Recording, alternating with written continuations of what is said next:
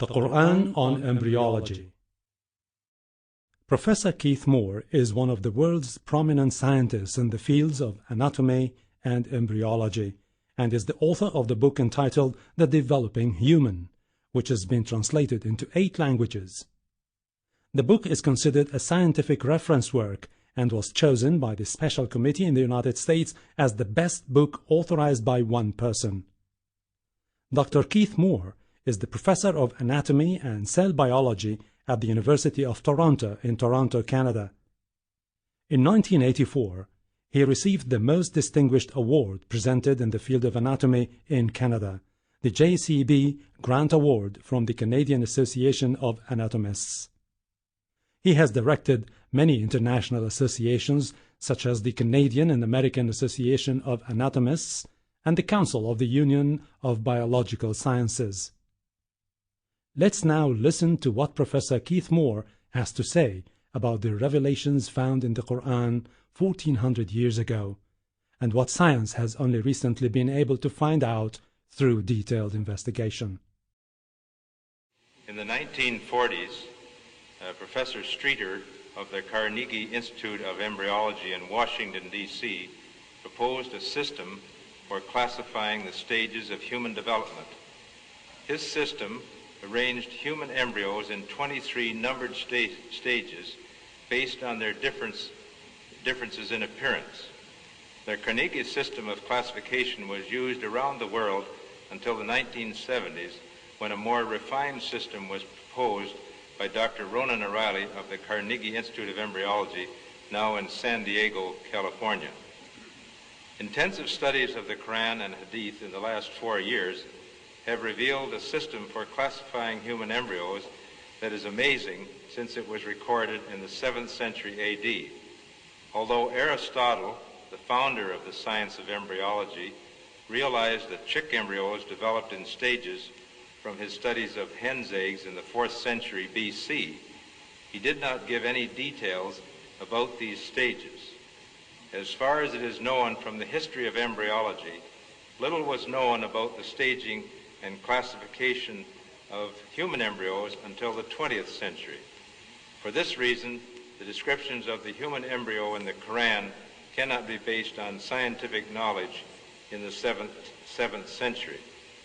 The only reasonable conclusion is that these descriptions were revealed to Muhammad from God. He could not have known such details because he was an illiterate man with absolutely no scientific training. The first stage is Adafk, and you'll have to apologize for my pronunciation. This is from Surah Tariq 6. He is created from a drop emitted. This Arabic term refers to the forceful emission of fluids which occurs during ejaculation in the male and ovulation in the female. The male secretions, called semen, contain the spermatozoa, and the female secretions, called follicular fluid, contain the ovum.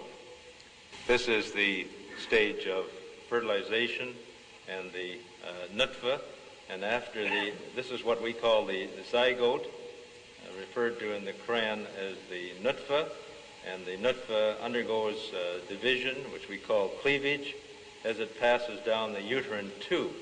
And so these are the stages of the nutfa here as it undergoes cell division. This term is used several times in the Quran when referring to the beginning of development. After examining all these references, it is concluded that nutfa refers to the small drop of fluid containing the sperm and the ovum. The term nutfa is also used to refer to the dividing zygote as it undergoes cleavage, cell division, and passes along the uterine tube to enter the uterus. This surah says, "Then he made his progeny from a quintessence of the nature of fluid despised." Sulala is an Arabic term, refers to the gentle extraction of the germ or sex cells from the millions that are produced. There are 300 to 500 million sperms in the ejaculate of a healthy young male. Only one of these is extracted from the semen to fertilize the ovum. This shows a photograph of the millions of sperm when they are ejaculated, and only one of the several million sperms is drawn out, which is what is suggested by the word sulala. Now, the same in the case of the ovary. Only one ovum reaches maturity and is expelled from the ovary, and it is extracted from the many thousands that are available in the ovary. Again, the idea of extraction, or sulala. The next stage is Amshaj, Surah ad Der 2. Verily we created man from a mixture of a germinal drop. Amshaj, then, is an Arabic term, is used in the Quran to describe the mixing of the sperms and the ovum. During fertilization, the ovum rotates within the fluid containing the sperms until one of them is successful in penetrating its covering layers, which we call the corona radiata and the zona pellucida, which is this layer here. I'll read it again in English. It's Surah Abasa 19. He created a new individual from Nutfa and immediately planned and programmed him. That was the first one we had. Oh, there it is. So al-Khalq then is an Arabic term which means coming into being, and is used when referring to the fertilized ovum or zygote. Here you can see the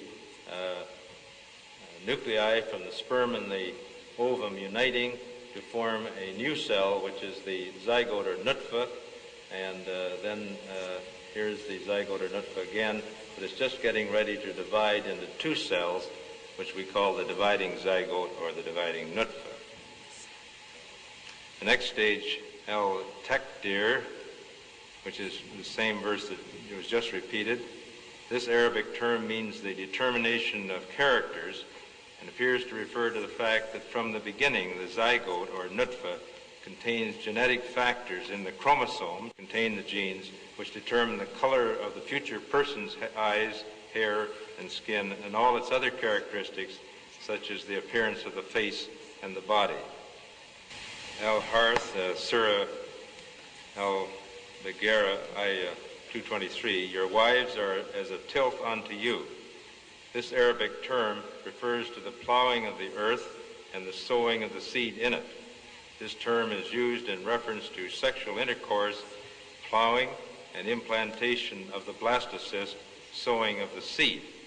This analogy is a very good one, since the blastocyst develops root-like structures called chorionic villi, which derive oxygen and nutrients from the mother's blood, just as the roots of the plant, shown here, derive their nutrients from the soil. Next is Alaka. Let's have the next slide. Alaka is Surah Al-Mu'minun, Ayah 14. Then we created the drop into a leech-like structure. Then of that leech-like structure, we made a chewed-like substance. Alaka refers to a leech-like appearance, especially at about 22 days, as shown in this slide. This is a leech, and this is the human embryo, about 23 days. I think you have to agree that the similarity between these structures is amazing, and that it is truly, the human embryo is truly leech-like. The leech-like embryo is attached to the chorionic sac, which is embedded in the maternal blood and attached to the maternal endometrium, or the lining of the uterus. This is the Mudga stage, from Surah Al-Mu'minun, Ayah 1 to 14, and I repeated that before. Then we created the drop into a leech-like structure. Then of that leech-like structure, we made a chewed-like substance, which you can see here, and begins during the 6th week. Next stage is Al-Kissa Bil-Lan, Surah Al-Mu'minun, Ayah 14. Then we clothe the bones with flesh. So in the previous stage, then we had the bones, and then we covered the bones with flesh. So this Arabic term means a clothing with flesh, and after the bones form, they become surrounded or clothed by flesh or muscles, which acquire attachments to them. These muscle attachments permit movements of the skeleton to occur. Now, this is the final stage of development called al-nasha. Then we developed of him another creation. Al-nasha means growth or coming into being. This undoubtedly refers to the fetal period when there is growth and differentiation of the embryo that developed in the embryonic period. The rate of body growth during the fetal period is remarkable, especially between the 9th and 16th weeks. You can notice how quickly it's growing in this nasha stage, or fetal period as we call it. The next stage is al-qabliya. This says that the duration of pregnancy and separation is 30 months. This Arabic term refers to the viability or ability of the human fetus to survive outside the uterus. There is no definite time when survival of the fetus is assured, but it is generally accepted now that a fetus that is 24 weeks or older has a reasonable chance of survival. Survival of fetuses 22 to 24 weeks old has only become possible in the last 2 years when better methods of providing care for premature infants were developed. So the period viable embryo or fetus would be here at 24 weeks. We used to say 26, 28, but now with better incubation, some babies at 24 weeks can survive, and we've even had some at 22 weeks, but this takes highly sophisticated incubation to do that. So this period then is the period of viability or the ability of the human fetus to survive. The next stage is the al-hadana, al-rahimia. This stage refers to the final stages of fetal development in the uterus when the fetus could survive if born prematurely, but it remains in the uterus where it is supported or nourished by the mother. In most cases, therefore, the uterus acts as an incubator for the premature infant. Weight gain during these final weeks is phenomenal as the fetus accumulates fat and is gradually prepared for birth. This last ayah is Surah Abasa, ayat 19 and 20. From a drop he created him and immediately planned and programmed him. Then he makes his passage easy. This Arabic term means to make the passage easy. It is well known that as the time of birth approaches, the maternal tissues of the cervix and the joints of the pelvis become looser so that the passage of the fetus through the fetal canal will be facilitated. This process, initiated by hormones in the mother's blood, accelerates during the early stages of labor or delivery of the baby. As the amniochorionic sac, that is the bag of waters surrounding the baby, expands near the time of birth, it protrudes into the cervix, that is the neck of the uterus, and causes it to dilate. When the amniochorionic sac ruptures, the amniotic fluid provides a slippery pathway for the fetus to pass along the cervix and vagina to the outside of its mother. All the above occurrences facilitate the birth of the baby, that is, they make the passage easy. The stages of embryonic and fetal development mentioned in the Quran should be used when teaching Muslim students because they are in accordance with our modern understanding of the development before birth. It will also enable Muslim doctors and nurses to explain human development to their patients using Quranic references. Muhammad could not have known these facts about human development in the 7th century because most of them were not discovered until the 20th century. Muslims and others are justified in concluding that these facts could only have been revealed to Muhammad by the one who knows all about us, not only about how we developed, but how we live and function.